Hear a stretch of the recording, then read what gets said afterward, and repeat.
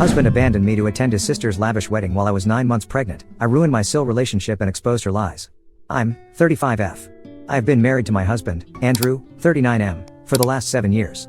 We have a 5-year-old daughter, and I'm currently 7 months pregnant. The primary reason why I'm here is because I need someone to hear me out, and what better than anonymity? My husband has always been close to his family, which I didn't find objectionable during our dating phase. His family was sweet to me whenever we met. But soon after our marriage, I realized that he was really close to his mother and sister, like they three have a gang kind of friendship. While this did not impact our relationship as a married couple, I just used to roll my eyes at their ganging up, not at me, and moved on. In any social gatherings or parties, they usually sit together and criticize others. Initially, they tried to involve me in their fun activity, but I'm not that kind of a small talk person, so I stayed out of it. However, they didn't bother me, so I, too, didn't bother them. While my Mill and Sil were not that warm and friendly with me, they used to stay away from my lane. I, too, tried to avoid them as much as possible. I didn't enjoy mocking people on their backs and hugging them when in front. Anyway, after I conceived my first child, I stopped visiting my in-laws' house. Firstly, I was looking for a reason to cut them off. Second, my Mill and Sil were toxic. My husband was kind and gentle, but God knows what happened to him when he met his mother and sister. He would just transform into a different being. Until my husband was civil with me and at home, I didn't care what he did for those 2 to 3 hours he met his family on weekends. I gave him that space. When my daughter, Sarah, was 3, my in-laws started poisoning her ear, saying, "Mama is a bad woman," but my daughter fought back, cried, and said, "Mama is good." She then came home and told me what had happened.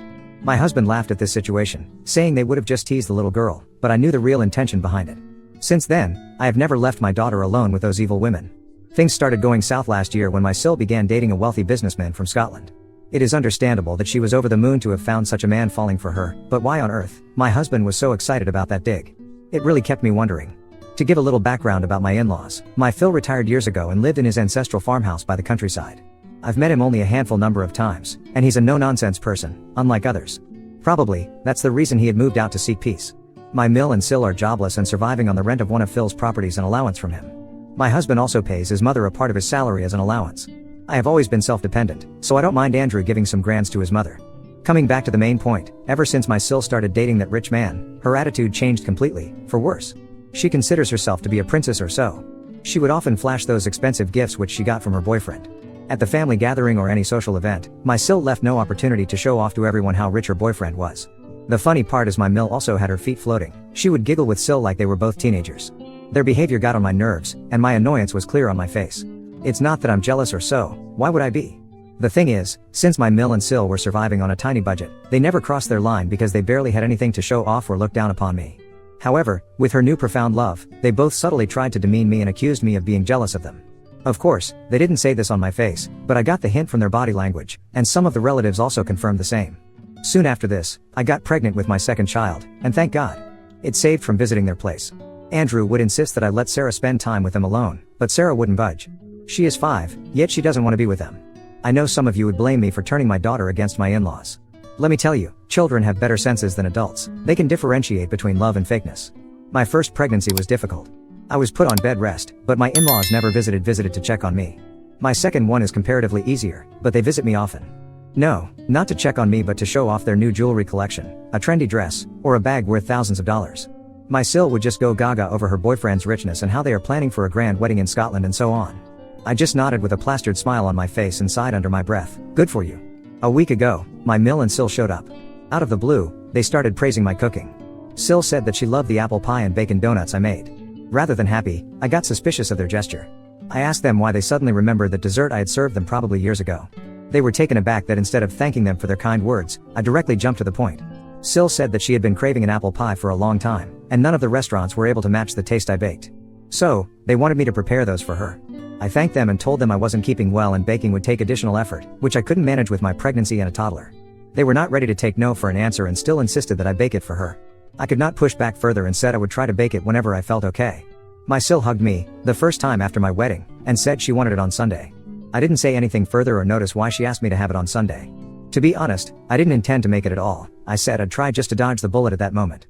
As the week progressed, I was so exhausted with my pregnancy and Sarah that I forgot about the whole stuff. On a Friday night, during dinner, Andrew told me that he would be busy for the weekend as Sil's boyfriend and his family were visiting them for dinner that Sunday. I was shocked. At that moment, everything made sense to me. That sudden praise, request for apple pie and bacon donuts, and why did she want it on Sunday? Well, I know I baked the best apple pie one would have.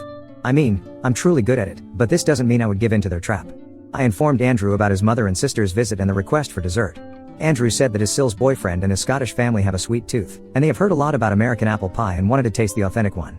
Andrew almost blurted out how his Sill had boasted about herself that she could bake the best of this dessert and promised to serve his family during family dinner. I was aghast. I told Andrew that I was not going to take up this hard work in this condition when someone else was going to take the credit for it, and on top of that, I was not even invited to the dinner. He said I was in my 7th month, and his mother thought I would be uncomfortable in front of the guests, so they skipped inviting me. Even if I believe her intention to be genuine, which is not, why didn't they tell me about the dinner when they visited me asking for dessert? Andrew just shrugged his shoulder and said he didn't know. Andrew went to pick up his father on Saturday and said he would return home on Sunday night after dinner. Of course, I wanted to make a big deal out of it and fight with Andrew, but I chose my mental peace, knowing that whatever I did would not stop him from attending that function. On Sunday, I deliberately switched off my phone and locked myself in my room with Sarah. I guess my Mill and Sill tried to contact me on my cell phone, and when it was not reachable, they sent a voicemail on the landline. I ignored the call on my landline as well. Although I was not at peace knowing they would curse me for backing out, I felt satisfied that I didn't give in to their demands. On Monday morning, when I switched on my phone, I saw my phone flooded with missed calls and voice messages. It started with pleadings and ended with the curses. As soon as they got the notification that their messages were delivered to me, I got a call from my Mill. Oh God. That was the longest monologue I ever heard. I always knew her true colors, but that day, I got to know her bitter tongue. She accused me of ruining their dinner party and called me a witch. Apparently, they thought I would get the dessert, so they didn't prepare or order any dessert because my Sill wanted to impress her would-be in-laws by posing my food as hers. So, in the end, the sweet-toothed Scots had to leave the dinner table without any dessert and a sense of dissatisfaction. And guess what? I get the blame for their disappointment. While my Mill showered me with curses, I could only imagine their funny faces on the dinner table. I was wondering if it wasn't a big deal. They could have just ordered something from outside. I know my Sill boasted of her culinary skills, but restaurant-made stuff could have at least saved them from the embarrassment. Anyways, that's not my problem. I told the same and hung up the call. Besides all those messages from Mill and Sill, there was one late-night message from Andrew that he wouldn't return that night. He would be back on Monday after work. When Andrew returned home in the evening, he was silent but not angry. I tried to tell him what his mother had told me, but he cut me off, saying he didn't want to be dragged into this situation. He said I should be lucky he was not scolding me for embarrassing his family last night, so I should not expect him to take my stand against whatever his mother and sister said to me. I lost my mind at this. I didn't take his mother and sister's words seriously because I knew they were evil, but what the heck was Andrew up to? I mean, first of all, he should have taken a stand when I was cut off from the family dinner. How on earth I'm responsible for ruining an event to which I was not invited? It's been since then, and we are not on talking terms. Neither he nor I have made any effort to talk it out. Although in my mind, I feel I'm so done with them, deep down, I sabotage myself thinking, did I really ruin their reputation by turning down their demand? I don't know, guys. Update 1, hi all, it's been 2 months since my original post. I'm in my 40th week, just almost about to pop. So, in the aftermath of my last post, I realized that I have been way too tolerant of my husband. After 2 weeks of that incident, I had to go for my scan, where Andrew accompanied me. On our way home, I tried to discuss the situation, but he asked me to move on and focus on my health. He was also normal by then. I took it positively that he did not hold on to any grudge, but somewhere, I felt his behavior to be secretive. Anyways, just today morning, I woke up to see Andrew packing his bags. When I opened my eyes, he was trying to stuff his wedding suit into one of his bags. I shivered at that sight and almost yelled at him, asking him the reason for the packing. He said that he was going to Scotland for his sister's wedding. I was lost for words. I mean, when? How did these happen? I bombarded him with the question that when the date got fixed, why was I not informed, and on top of that, how could he leave me on my due date? Yes, I'm due tomorrow. He tried his best to dodge the questions or answer them in a single syllable. I told him that he just could not avoid me like that. I was angry, hurt, sad, shocked, all at the same time. Could you imagine your husband leaving you alone with a toddler during your due date? I can't express more. I won't lie that I was calm. I held his shoulder and nudged him for an answer. He said that it was planned last moment and he had to go. His sister's would-be in-laws insisted on this particular date, and he couldn't do anything about it. Of course, he can do everything about it. He can skip the wedding. While we were middle of this, our doorbell rang. Andrew rushed to answer it as if he was expecting someone. That was his mother. She barged into the house, shouting at Andrew for running late. She dragged his bags outside the room, saying that he didn't need to pack the remaining stuff because whatever was short, they could buy from Scotland. The sentence came as if to mock me. I wanted to smack her head at that moment when she smirked at me. I realized that it was too late to stop Andrew or fight over it, so I went back to my room, threw the remaining of Andrew's packed bag in the living room, and locked the door. I heard my Mill cursing me at the top of her voice. They left shortly after that. I then realized why Andrew had acted so secretively for the last month. And I was thinking that he was just torn between me and his family. I was in deep pain, both mentally and physically, crying out my heart loud. I realized that the chaos woke up my daughter Sarah. She came to me, hugged me, and said that I would be fine and I should be excited because we would soon have a baby in the house. Her innocent words melted my heart, and I wrapped her in my arms. We spent the day playing in bed. I tried to keep myself distracted, but no matter how hard I tried, I couldn't get over the fact that Andrew abandoned me in this condition. I am breaking down every now and then. I have called up my sister to stay with me tomorrow because I don't know when my labor will kickstart. I had to make this update today because what happened today is choking me. Wish me a healthy and peaceful labor. Update 2. Hello everybody. I know, it has been months since I updated. First of all, I'm blessed with a baby boy. Thank you. So okay, that day, soon after my post, I logged into my Facebook and saw Andrew happily posting pictures of himself and his family enjoying in Scotland. I just could hold back myself and broke down. It was past midnight, and Sarah was fast asleep. I went to the washroom and let my emotions flow. I had been holding it throughout the day in front of Sarah. I cried for almost an hour. I was on the verge of fainting when I realized that my water had broken. I somehow crawled to the living room to call the ambulance. I have a very hazy and vague memory of what happened in between. The next I remember was being in the ambulance carried to the hospital. When my condition stabilized, I cried out Sarah's name. The nurse said they found Sarah crying beside me while I was passing in and out of consciousness. As the house was empty, they brought Sarah along with them. The poor soul was sitting in the front with the attendant. I was relieved that my daughter was safe. Within a few minutes of arriving at the hospital, I gave birth to my baby boy. The nurse said they tried to contact my husband, but his number was unavailable. My sister arrived in the wee hours of the morning. She lived 120 miles away. When my sister got to know about my situation, she rebuked me for not calling her prior. I thought I had a day. She also asked me to get rid of Andrew ASAP. Since I was discovered in such a situation by the hospital officials, they informed the police regarding the same. The police asked me if my husband abused or assaulted me because they perceived that I was abandoned in that condition. I told them the truth. It was not physically assaulted but mentally and emotionally, yes. Andrew was charged with negligence charges. His negligence indeed threatened 3 lives: Sarah, my unborn baby, and mine. It gives me chills that what might have gone wrong that day if I couldn't call the ambulance at the right time. I feel so grateful to the Lord that he kept us safe. I was discharged 2 days later. By then, my parents had also arrived. They lived 2,500 miles away. My parents were adamant about suing Andrew and his family for mentally torturing me during my pregnancy. They packed up my stuff from the house while I was still in the hospital. I, too, didn't want to stay with Andrew anymore. Who would want such a kind of husband? After being discharged, I went to my hometown with my parents and sister. It was almost a week after my delivery that Andrew returned home. It appeared from his Facebook activity that they extended their stay after the wedding to explore Scotland. It amazed me to see how stress-free he enjoyed his vacation, unbothered that his wife was due during that period. He didn't even call or text me during that period. I also didn't disturb him because I had planned to ruin him and his family. A week later, when he returned, he found an empty house, legal notice of divorce, and charges police pressed him with. He had a week to appear before the police to give his statement.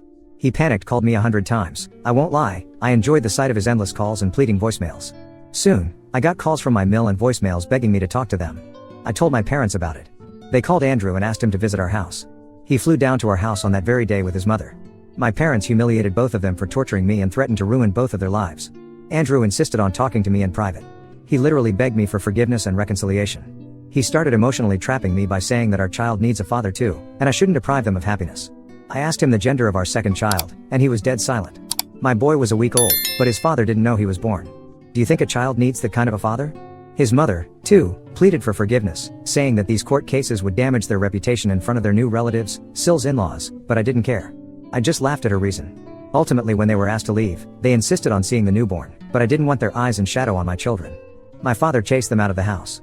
Meanwhile, I contacted my Syl's new husband on social media. I introduced myself as we had never met. To my surprise, he was also suspicious of Andrew and his family when they kept me aside from the family dinner and the wedding on the excuse of pregnancy. I told him about everything which happened to me. He said he was surprised to find Andrew chilling out during the wedding while leaving his wife in labor. Although it was too late, he asked me about my Syl, and I told the truth about her nature. And also about that apple pie thing. He said their behavior was indeed shady, but now it made sense to him. Apparently, my Syl has posed herself to be a chef, and my mill boosted her lies, saying that they owned a chain of restaurants in the countryside. I revealed the truth that his new lovely wife has never even boiled an egg. He called her a gold digger and assured me he would keep our conversation discreet. I told him I wasn't bothered even if he revealed that I had exposed all the truth. In fact, I wanted them to know that it was me. It's been 10 months since that D-Day. My divorce got finalized last week. I got sufficient alimony on the grounds of maternal and child negligence, mental torture during pregnancy, and safety hazards. I got the share in the house, too, because I, too, had contributed when we bought that house. I have given the ultimatum of 3 months for Andrew to pay my house share, or else it will be put up for auction. Plus, I got child support too. The interesting part is, soon after my conversation with Syl's husband, I got texts from my Syl accusing me of ruining her life. Later I got to know that her husband had got an investigation done on my in-laws' family background. The truth was revealed that they were no wealthy as they had posed themselves to be, and my Syl has also lied about many things, including her job. As per the information from some of the gossipmonger relatives, the Scotts have sent back Andrew's sister and have filed for a divorce. They have accused her of money laundering. Apparently, she was stealing money from her in-laws' locker and sending it to her mother. Her husband labeled her a gold digger because she had already sucked thousands of dollars from him while they were dating. I enjoy this gossip with a sip of wine. I wish the trio, husband, Mill, Sill, a happy gossip life in poverty.